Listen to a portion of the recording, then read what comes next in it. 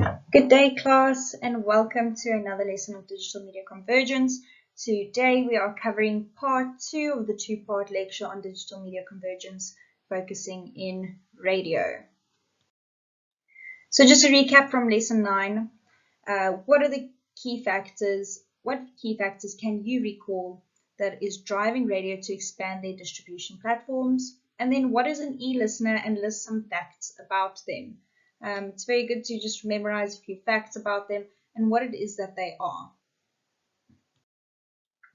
The objectives for this lesson is to contextualize radio convergence in the South African context, and then to understand and discuss the podcasting landscape in South Africa using supporting stats and figures of radio stations using podcasts. So moving straight into it, again, note it says radio, but it has a little @ sign, so it implies that it is online radio, online consumption of radio. Radio in SA, video was supposed to kill the radio star.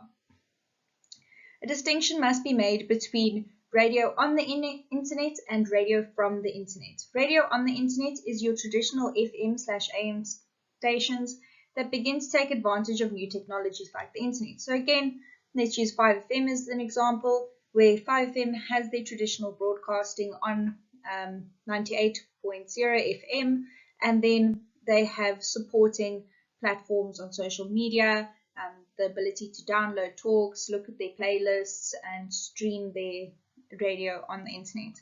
And then there's radio from the internet. These are new broadcasters that exclusively use the internet to reach audience.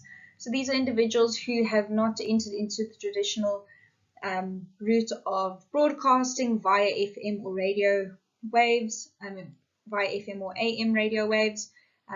So they are purely online and you can only stream them online.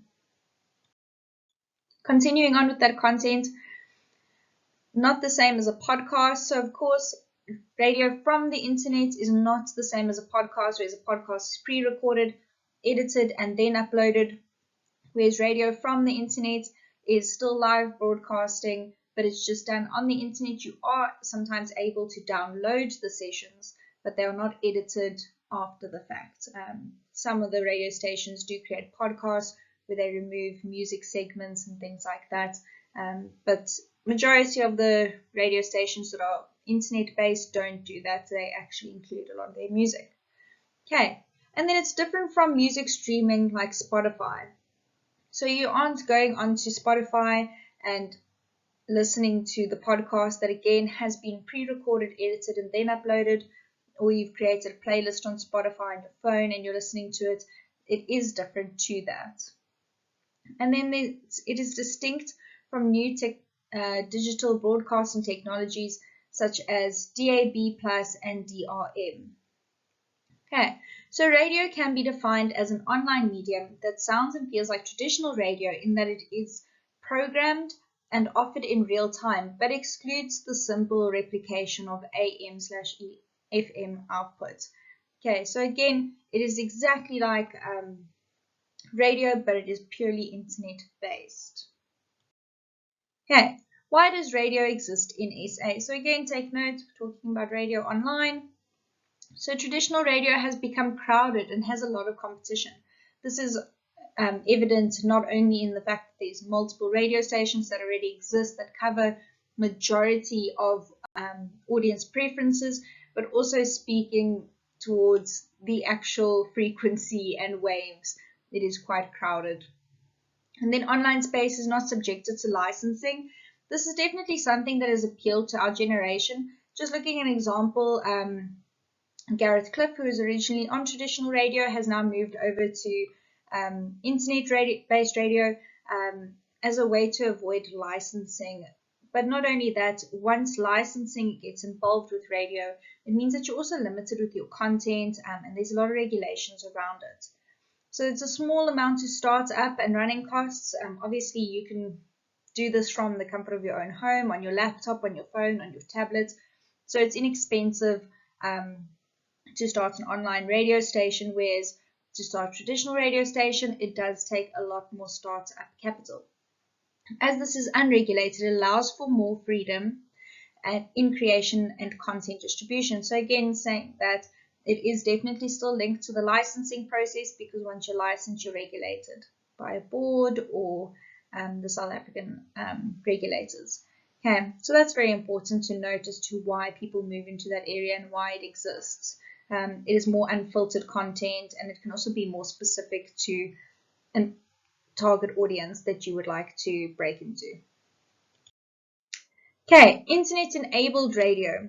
So new broadcasters are still able to build on traditional radio programs, business and models, meaning that, again, when they say the internet radio has the same feel to traditional radio in that there's an introduction, there can be news segments, there's there's music segments, there's discussions, they can take calls, etc.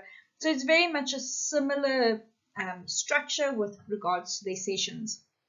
And we are finding that online broadcasters are still making use of that. Just because people are moving away from traditional radio doesn't mean that everyone doesn't want that structure. It may just be that they're looking for a more niche broadcaster, or, for example, they've immigrated, or for whatever reason. Okay, there's vast space that has created endless amounts of opportunities and a wider audience with more choice. So again, wider audience, it's online, you're able to access people from all over the world, and then of course your audience have more choice in who it is that they'd like to listen to. Okay, so focusing on content of online radio stations focused on here present an online websites that appear to be similar to other online media sites. So normally online radio stations, you'll go onto their interface on their website, and it presents as a normal website. It's quite attractive, it's extremely user-friendly. You will notice things like the invitation to start listening is prompted on all of the pages sites. So whether you're in their menu, the contact us area, about us, their home page, or anything like that, there's generally a little banner at the top or the bottom, or maybe on the side, that'll say, start listening, because they are live streaming. So you're able to listen to them at any point in time and listen to it in real time. So often programs follow traditional radio with scheduling programs that differ in tone, content, and identities. So this is also quite interesting. An online radio station usually has multiple presenters, multiple talk shows, things like that. And it is still similar to traditional radio in that you may prefer the one talk show host or their show in comparison to the person that comes up after them, maybe during lunchtime, because they do still come with different tones, content, and identities, just as they do with traditional radio.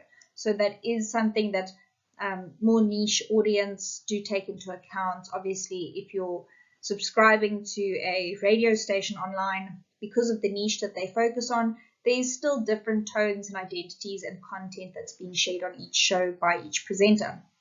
So also another point in where they're similar with traditional radios is that they'll have resident DJs or guest DJs. They also conduct interviews that are all presented on the radio. So then radio stations all make use of social media to reach audience and for marketing purposes. So although they're already internet orientated, they still need to make use of social medias, different social media platforms, to get access to audience or for audience to contact them, etc., for exposure. And then majority of them do include podcasts. So with the internet-based radio stations, especially the ones that focus on niche market audience, they will create podcasts, and usually with them, they do edit out the music so that you can just listen to their talk segments and interviews. Okay, so radio gathering and generating content. So how they gather and generate content, whether it's feedback or anything like that, is through the multiple options that are listed here, like WhatsApp, they take calls, Skype, Google Hangouts, Discord interviews. Discord has become quite popular recently with the younger generation, email, social media, etc., etc. Okay, so creating an audience. All right, so it's quite interesting on how they can go about of getting an audience and how it is that they cater to the needs of their audience. Okay, so having an audience who interact and give feedback is vital for any station. So be that traditional radio or internet radio. But I think specifically because we're focusing on internet radio, we'll look at that. That is very important, obviously, especially if you're looking to break into a niche market. The audience that are interacting or listening to your station are already involved in that hobby or lifestyle, whatever it is that you're trying to promote and cultivate on your station. So their feedback is always very important. Okay, and then the radio audience includes listeners, their social media followers, and how many website visits they get. So because they already make use of so many different convergence of technology, for example, their website, their podcast, social media, etc., etc., they do include a wide variety of what is considered an audience of listeners. Okay. The majority of stations noted that a challenge in gaining audience in SA is the high cost of data. Yeah, I did discuss this a little bit earlier, but internet-based radio stations are definitely noting that due to the high cost of data here in South Africa, it is creating a challenge for people to stream anything and not just the internet radio. So, of course, usually internet radio can be viewed as a luxury, so they are less likely to save or buy data for that. Although it is very high, the cost of streaming is misunderstood, and this does act as a deterrent. It is a wide assumption that streaming, especially radio, something that doesn't have video, doesn't take a lot of bandwidth, takes up a lot of data, when in reality it doesn't necessarily take as much as, the general average Joe would assume. So that is something that also needs to be communicated, and almost I think it can be included in advertising when trying to get people to visit your website and your online radio station. Okay, so continuing on with that, stations have emphasized the importance of offline activities known as in real life. So earlier we discussed how traditional radio stations also interact with their audience by creating events where people can actually physically go there, whether it's music events, charity events, anything like that. And the online radio community feels the same about that. It is also important to have the activities brought into your real life, whether it's including information that you've gathered from them or for them to have events or anything like that. This emphasis is placed so to attract and maintain an online audience. Isn't it ironic? Obviously, they've moved away from being physically present to online, and yet in order to obtain and maintain online audience, they still need to be physically accessible to an extent. So that is quite ironic, but it is understandable, especially if you're looking for brand loyalty. And then how do they understand their audience? Yeah.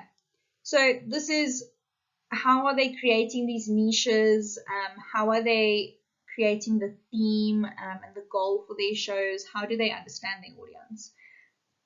So they can either target their audience geographically. This is very much like traditional radio, where you have to be within range and you have to get into the frequency, and once you're out of range, you can't listen to them anymore. And then there's interests in prominent criterions of audience targeting. So this can be, for example, radio stations that are focusing on the LGBTQ plus community. Maybe they want to orientate their discussions and their community around that. Then there's also taste in music, and then through income or living standards. So that's also quite an interesting one. You won't necessarily want a radio station where majority of your audience are people who are coming from underprivileged backgrounds or anything like that, and are unable to afford majority of luxuries in life, but your advertising and your content is orientated around luxurious living and things like that. It won't appeal to them, and definitely your interests in life and your hobbies and things like that dictate on things like your income and your standards of living. So in SA, there are two ways people can listen to the radio. So it can be on your personal computer, which also includes laptops, and then your smartphones. So measuring success, it's vitally important, again, just like with television, we discussed it in the last lesson, to be able to measure success within these platforms. And although they are still very new, online radio definitely has the most difficulty in measuring their success. So they make use of a variety of ways of determining their success. And this is important not only for themselves, for data capturing, but also for investors and for people who want to take on marketing with them and things like that. So as radio is still new to the industry, there is no agreed upon way to determine or measure the success. Here are some options, okay? So the total number of hours streamed, the number of listeners per session, how many downloads they have, their unique connections, that can be like followers or people that have connections with them online. For example, like LinkedIn, you have connections, you can friend people, that kind of thing. So similar kind of approach.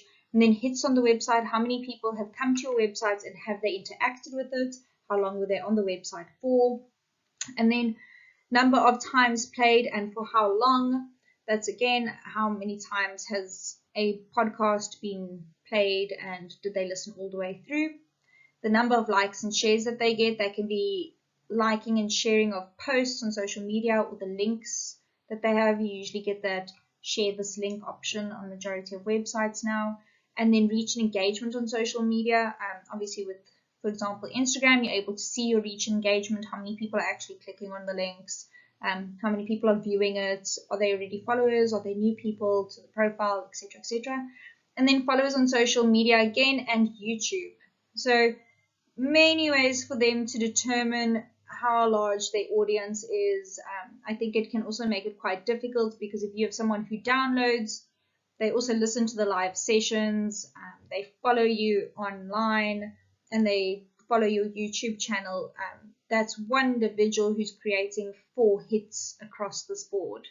So I do think that it can create quite a tricky situation, but that's why it's important for them to eventually establish a standard way on how to go about that. Okay, and again, why is it important to measure success? The more successful a broadcast is, the more advertiser interest is drawing. This can lead to more guests, sponsors, etc., as I stated earlier. So what drives audience numbers up or down? So this is quite interesting. What difficulties do they have? What is it that they think is creating one session to be extremely popular and maybe another that isn't, or just their general listening audience is going down?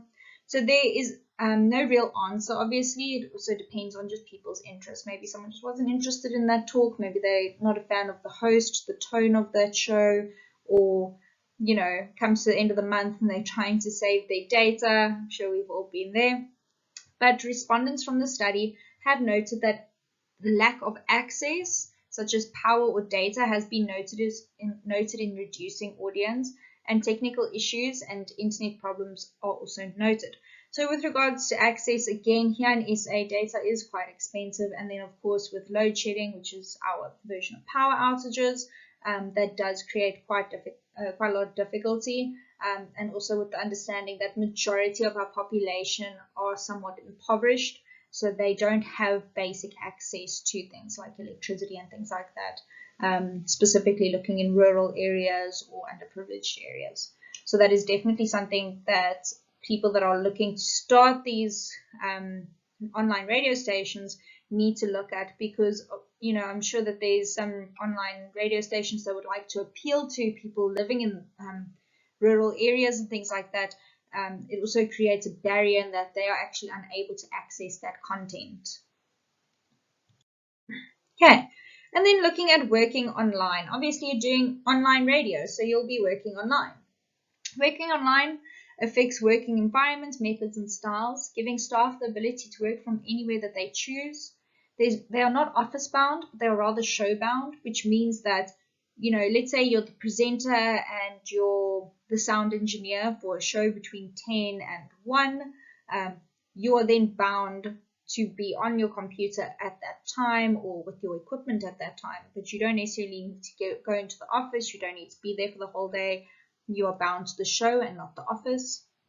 And then this makes use of fewer people because there's less hurdles. It's quite basic. You can run it yourself if you would like. You can have a small team of people if you would like. So they do make use of less people in their working environment in general. You'll find that people fulfill more roles than in other areas.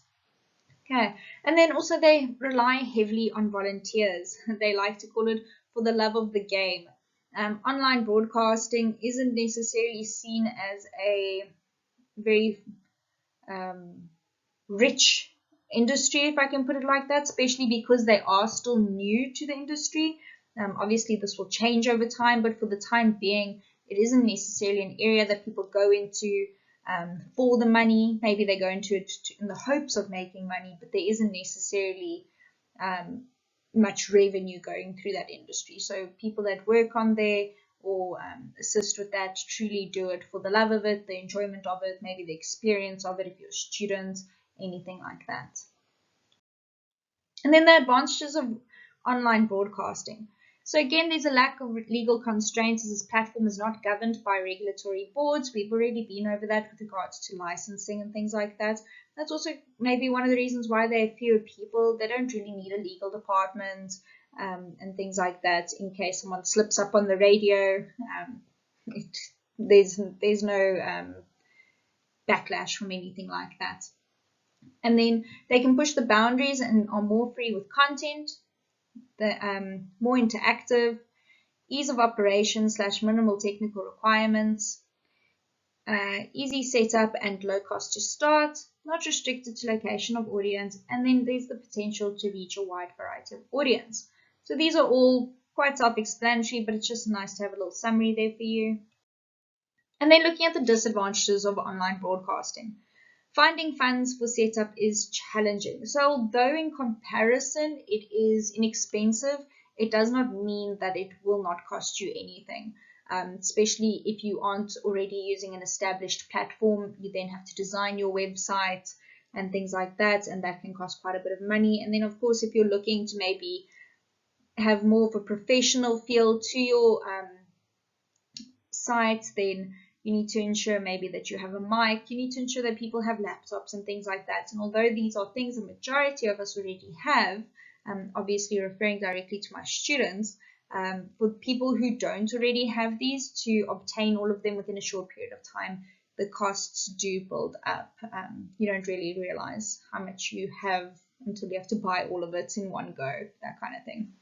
Okay, and then obviously there's technical issues, as majority of them are working with small groups of staff and volunteers. If there's a big technical issue, for example, maybe a website crashes, and you don't have someone on staff who is able to assist in bringing it back around, you then have to wait for technical support from a company or agency that you employ to do the website or whatever the situation may be. And then unstable internet connections. So that's also something that's very important, especially here in SA. Not to say that our internet is bad or anything like that, but when there is load shedding or power cuts, the internet does get affected by that. So that is definitely a concern. Also with regards to cable theft, maintenance on cables, things like that. Again, speaking specifically here in SA, that does create unstable internet connections, and it's not always easy to get it back up. It may take days sometimes. So then you have to change location or whatever the situation may be. Okay, and then moving on to radio and digital convergence, specifically here in SA again. So radio to this day is the most consumed medium, specifically here in SA. It is easily accessible, it's affordable, which for us it's free. And then technology has allowed for more participation and varied audience. So although traditional radio isn't really seen as interactive due to their websites, apps, social medias, we are still able to participate and interact with them. Affordable, meaning the service itself is free, whether it is that you need to buy a car or a radio, that's a different story. And then easily accessible, of course, if you're within the area, you just move over to their frequency and then it gets going. And it really cuts out. So yeah. All right, participation, consumption, or prosumption. Yeah, so prosumption, I'm sure, is quite a new term for all of you to come into contact with. We are going to discuss that a little bit further. So radio was traditionally known as passive listenership. Traditionally, content was driven by presenters decisions, and this control allowed for agendas to be pushed, thus marginalized content and audience. So that's also quite interesting, and I think it's another reason as to why people are moving away from traditional radio, because presenters may not want to discuss a certain issue, they may be biased towards a situation, and then it just never gets discussed on the radio, even though the audience would benefit from the discussion or from that information.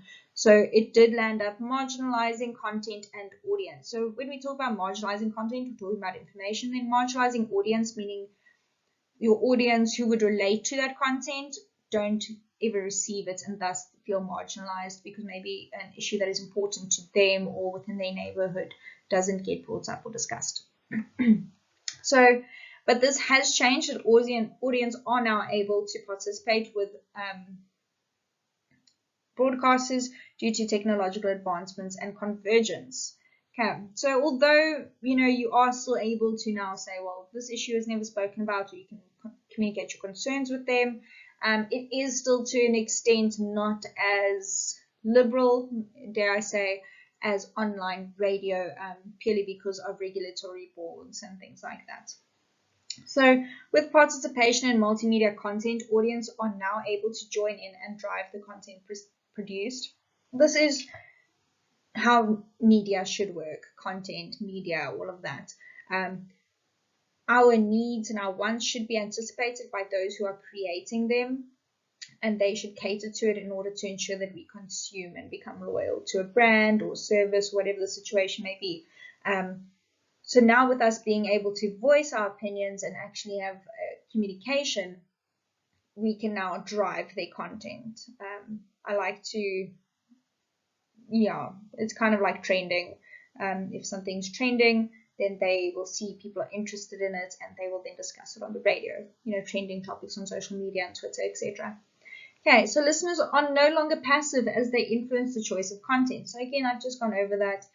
This is due to communication and us driving conversations. Okay, so continuing on with that, here's the term prosumption. So prosumption affords digitally connected audiences the agency to consume authentic content which they not only connect with but are actively engaged with online, which they co-create with broadcasters. So again, with the ability to have social media, access to online platforms, we as consumers are also creators. If you have Instagram and you've ever posted a photo or video or anything like that, you have created content. So prosumption allows you to not only consume their content and to contribute to their content, but you can also co-create with them. So this follows, this allows for the conversation to continue offline long after the topic has been discussed and no longer limits audience by language or location. So let's say they've discussed the rising fuel prices, something silly, but we can all relate, I'm sure. And people want to continue on with that conversation even though the conversation on air has ended. They can then go on to the comments, they can continue the conversation, they can lead them onto other platforms where the conversation is continued.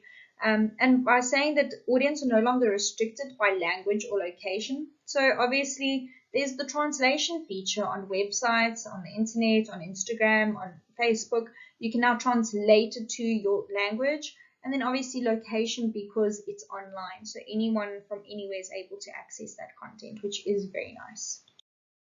Okay, the South African radio landscape and internet. Okay, so the country has close to 300 radio stations. This was recorded in 2015.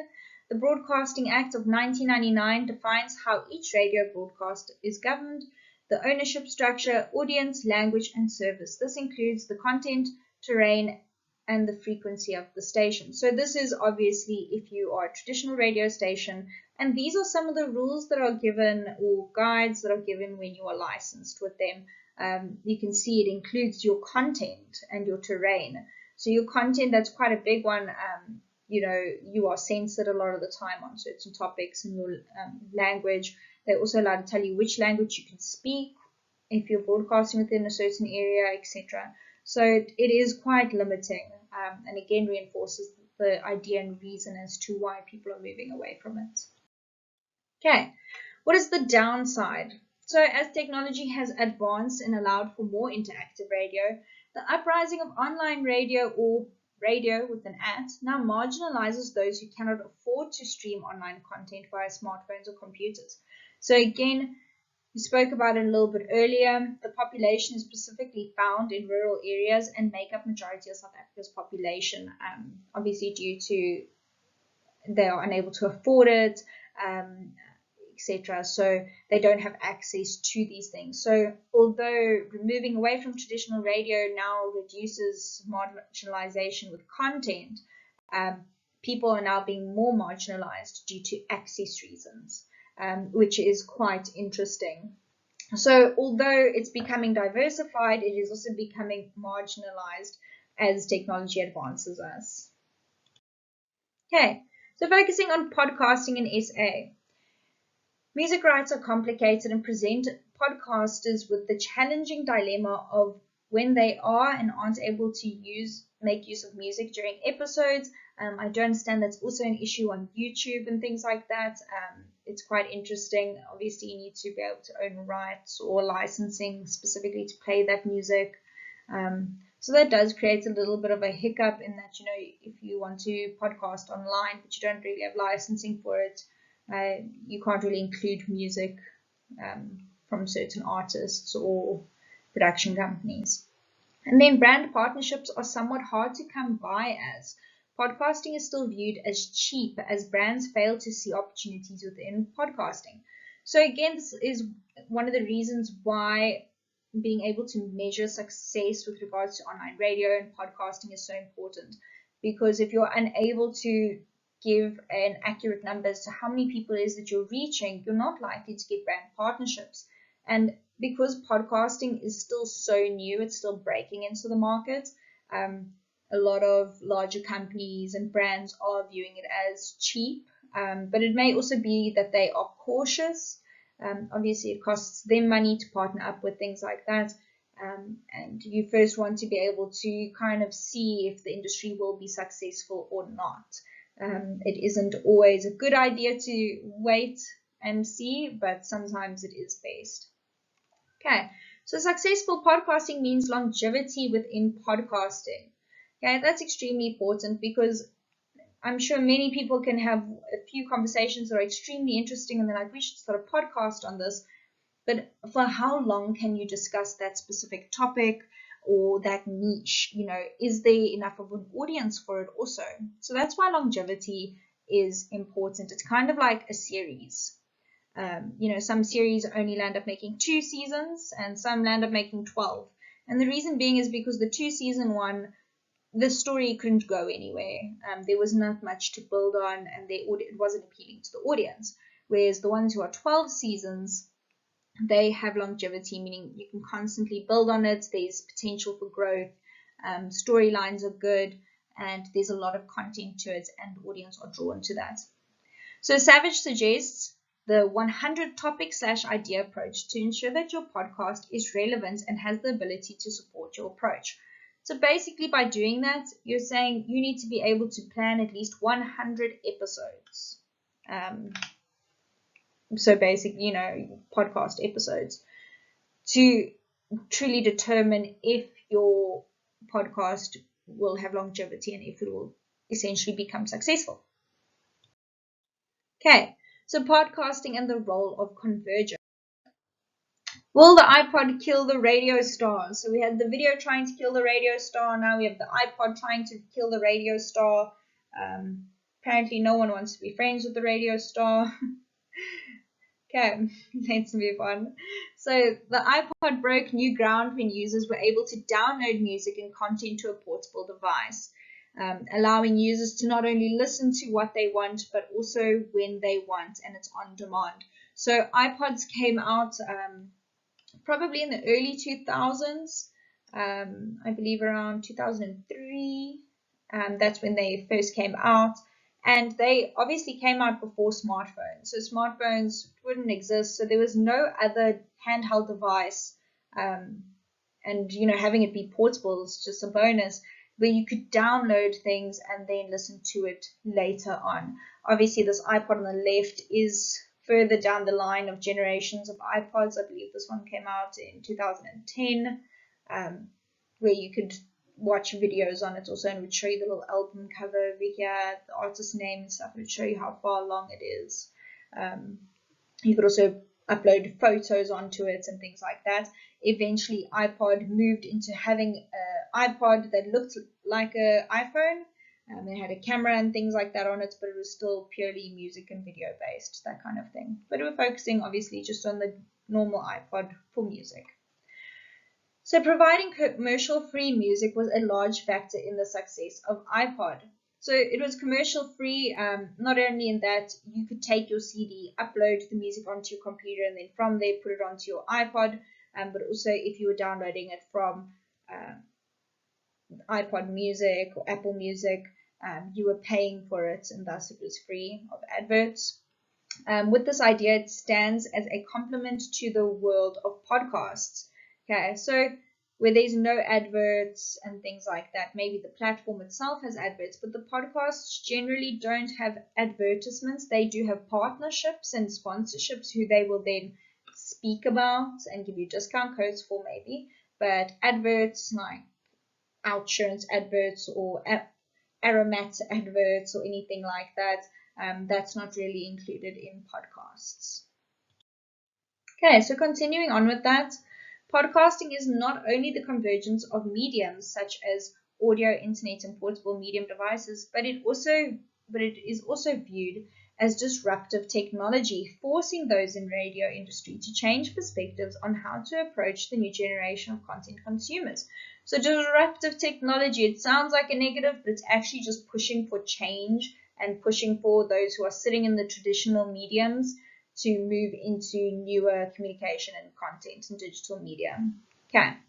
So although the term podcast is associated with the iPod, obviously because it originated with that kind of thing, at the same time also, iPod, it is used as a general term for audio media content that is consumed and downloadable off the internet. It's characterized by talk show-like tone and structure. Okay. So the new medium, obviously we're talking about podcasts.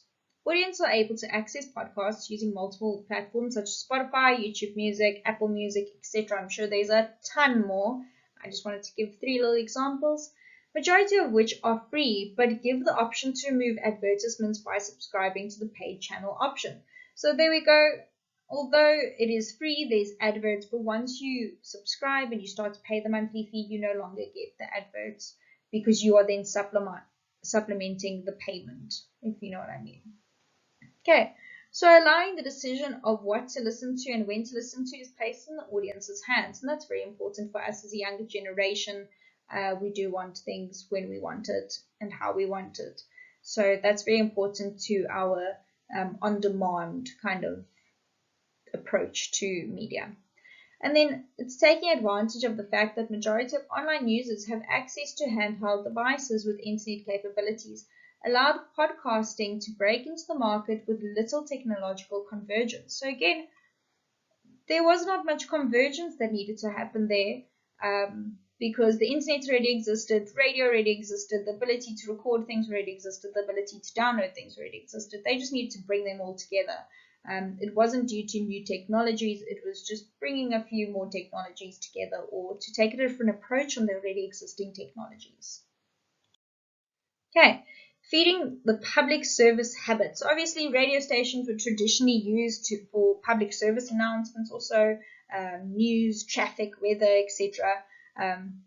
So if we're all moving away from traditional radio, what does that mean for that kind of content that we still want to consume and need to consume? So radio stations now make use of podcasts as they remove music, allowing audience to listen to all discussions that have taken place on the scheduled show in their own time. So again, as I said earlier, they'll record it, they then edit out just the music segments, and you're able to download it and listen to the full conversation.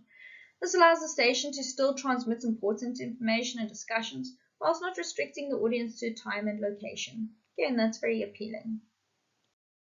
Okay, and then other applications of podcasting. Obviously, podcasting itself, you can listen to podcasting in series, interviews and things like that. But there are other interesting industries that have decided to start making use of it. So, for example, sci-fi TV use podcasts for producer commentaries. Where you're basically watching the movie, or they want to discuss important points of the movies and symbolism, things like that. So that's quite nice. It does appeal to a niche market audience.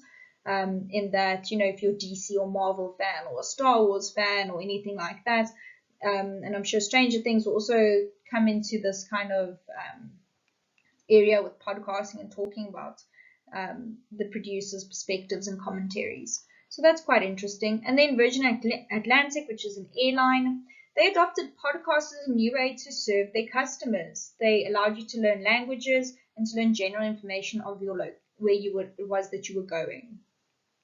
And then NASA also makes use of podcasts to discuss educational information or to discuss project plans and matters at hand with regards to their space travel. So that's also a nice way for them to get the information out there and also creates a little bit of interaction. Obviously, because NASA is such a great interest to many people around the world, it is nice to still kind of get a glimpse into what it is that they're doing, why it is that they're doing things the way that they do, and they use it definitely as an educational platform on what it is that they're doing, why they're doing it, what they hope to do, etc. So that's quite nice. And then schools and colleges have adopted podcasts as a way to build on or replace lectures, allowing students to consume extra content and share ideas. So just like how we record our lectures for you guys, so in case you miss a lecture, or if you're a part-time student, you then, you watch all the recordings and you go through the slides of the lecture just like you would in a normal lecture. They've now started to use podcasts. Very few of them have started to replace lectures, purely because you still need that interaction, but it does help for more information, to transport more information or anything like that to students after lectures maybe, and things like that. And then obviously to consume extra content and share ideas. The students can then share ideas.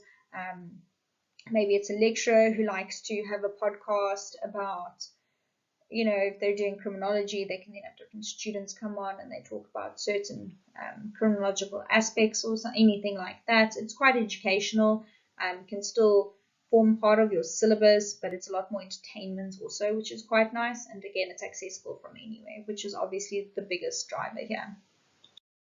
Okay, so in your class, you'll then listen to this podcast called Radio Days Africa. Depending on how much time you have left for your lesson. For myself, it took me almost 45 minutes to get through the lesson. So you more likely listen to the podcast, and then your lecturers will be starting a discussion on Cole Campus with you. So students will be asked to take notes and take part in the Cole Campus discussion that will be led by your lecturer. And these notes and the discussion will be revolved around this podcast. So please make sure that you listen to this. Take some notes, just anything out of interest. If you have any questions, jot them down so that you can discuss them with your lecturer. All right, and that is the end of the lesson. So just a small next lesson teaser. In the next lesson, we'll be looking at understand and discuss the role that digital media convergence is playing in content production, consumption, and management, and then critically discuss changes in consumer habits and its effects on media content management, and then display a critical understanding of user-generated content and its impact on media industries. Okay, so that is the end of the lesson. Here are the references that I've used for this lesson. If you'd like more information, you can obviously go through them. You can just copy and paste, and then also the pages that I've used have been included in the referencing.